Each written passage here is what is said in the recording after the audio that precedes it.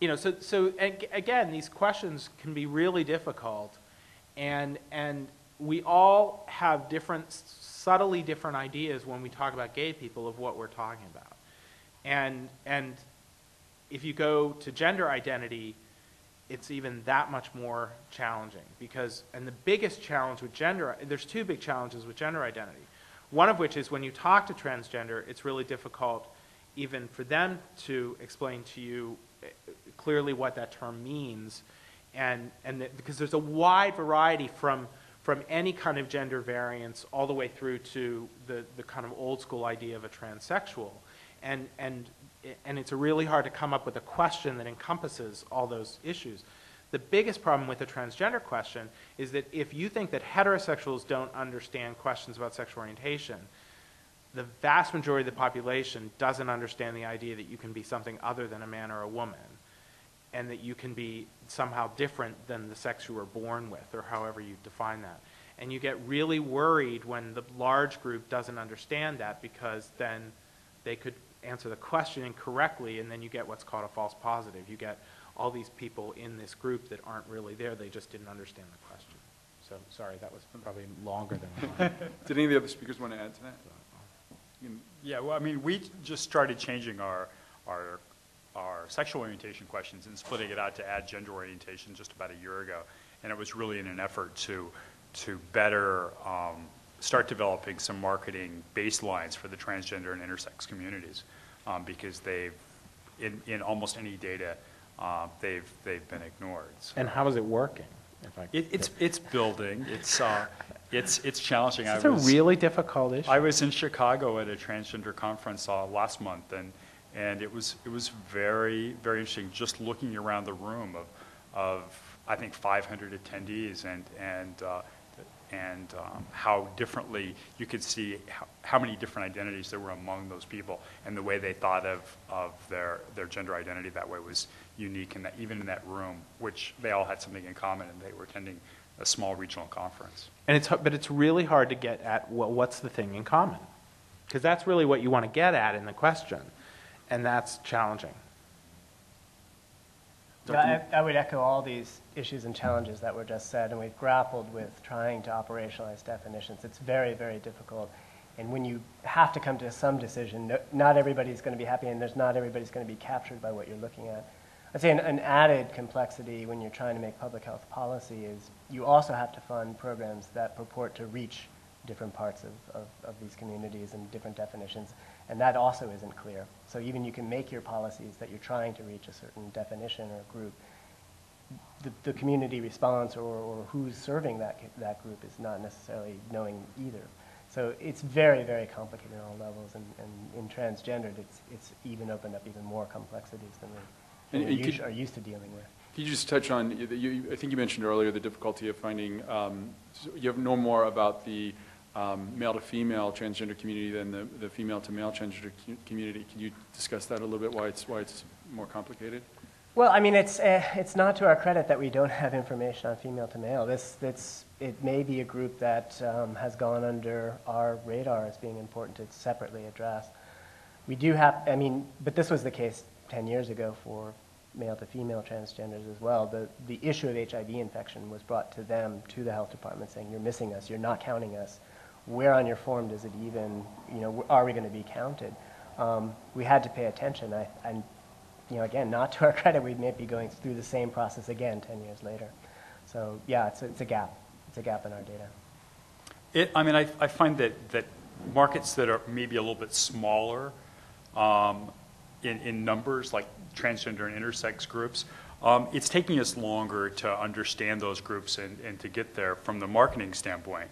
I mean, it was just last year that we finally reached, the kind of lesbian count that we really have been after for a long time, and we've been working very hard on that for years and years to reach more lesbians. But their habits are different than gay men, and gay men can be very easy to find in urban areas and reading publications and these things, and other people don't behave in the same ways, and so it makes, finding any information about them very difficult and somewhat invasive. And another really perplexing group are bisexuals. what I know from marketing and even like attitudinal surveys is that bisexuals largely are truly this mix of kind of attitudinally heterosexual, but yet kind of behaviorally not always. And so even from a marketing standpoint, it's not clear that if you take strategies to market to gay people that you're going to reach bisexuals at all. And then the issue is, well, is there a unique bisexual strategy given that they largely, in a lot of domains, look like heterosexuals? And it's another really difficult group to identify because most surveys find that of the GLBs, an enormous portion, perhaps as many as half, are Bs. And every time I say that, people are like, well, where are they? I don't know any of these people. And it's like, well, they show up in surveys, consistently. So they're around. But they're not showing up in the census data, probably. They don't show up at all in the census because... They don't show up in our marketing data either. Yeah. And do they show up in the public health data? Well, we ask the question and we get a response, but again, we're not as certain as what it And means. there were two, like the California Health Interview Survey had it as 64,000 GL and 19,000 B in San Francisco. In California, it was a larger proportion as a whole were bisexual. It was probably about 2 to 1.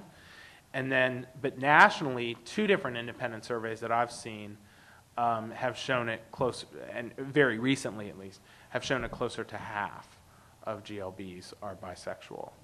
And so.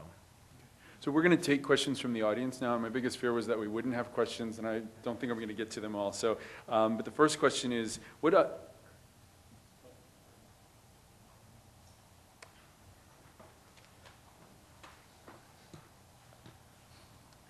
I'd like to remind people that we are with the Commonwealth Club of California, and we are in the middle of a program, The Demographics of LGBT People Living in San Francisco Bay Area. Why does it matter? Now we'll take questions from the audience. What ideas do any of the speakers have about how to get more complete data on the number of LGBT people? Well, I'll start on that one. I mean, one of the route for us with looking at any kind of demographic data is the census. And we compare everything we do to the census, and we find amazing reliability given the vast difference of methodology. But so much of it's about the census, which is only going to count couples that live in the same household. And so when you're looking at gay men in San Francisco, you're missing most of them. You're missing the majority. But the first step is getting people to mark that partner box for person number 2 on the census form. And that will change the counts. And that's what's happened in Utah, for example, I think, where the population of gays and lesbians has just gone through the roof in the last couple of years. And it's because people are becoming more comfortable and understanding the purpose of that question more and more. And I mean, the short answer to that question is just ask the questions on more surveys. I mean, the more that we can kind of, as we talked about, we all do this. We triangulate surveys. We try to find other surveys to verify that what we've found is in any way seems, close to what should be the truth. And the more surveys that we have, the 2 things happen. One, we get better data. But as people get more used to answering a sexual orientation question, they get better at answering it. They understand what it means. They see it all the time. So for instance, Kaiser now, on their kind of routine intake form, now asks sexual orientation. And so people are getting used to answering the question. So the more we can get it on surveys, and the more routine the question becomes, people will get better data, and people will get better at answering the question.